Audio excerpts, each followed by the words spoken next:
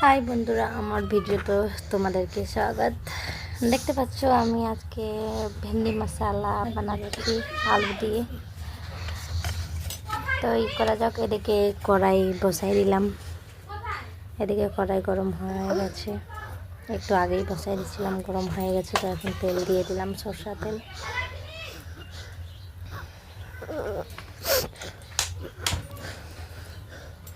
সরষা তেল গরম হয়ে গেলে দিয়ে দেবো ভেন্ডি আর আলু। একটু হলুদ দিয়ে ভালো ভালো করে লাল লাল করে ভেজে নেব।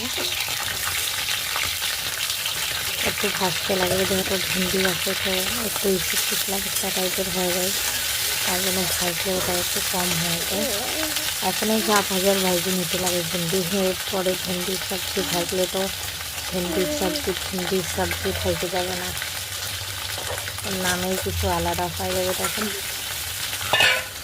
মশলায় ভেন্ডি বানাই নেওয়ার জন্য এদিকে কড়াই আলু ভেন্ডি দিয়ে দিলাম। তারপরে একটু দিয়ে দেবো হলুদ, একটু হলুদ দিয়ে দেবো। একটু নাড়াচাড়া করে ঢাকা দিয়ে 2 মিনিট ঢাকা দিয়ে ভালো ভালো করে লাল লাল করে ভেজে নেব। এদিকে ভাজা হচ্ছে, দেখতেই পাচ্ছ। এদিকে ভাজা হচ্ছে, তো ওই যে দেখতে পাচ্ছ লাল লাল করে ভালো করে ভেজে নিয়েছি।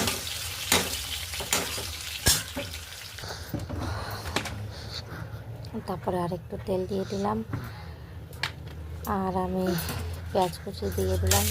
তো পেঁয়াজ কুচি ভালো করে লাল করে ভেজে নেব। দেখতে পাচ্ছ ভাজা আমার হয়ে গেছে। এখন মশলার মধ্যে আদা, রসুন, লঙ্কা আর একটু ধনিয়া গুঁড়ো ছিল, তো ওটা দিয়ে একটু ভালো করে ভেজে নেব। লবণ দিয়ে দেবো, হলুদ, লবণ দিয়ে দিলাম। তারপরে দিয়ে দেবো হলুদ,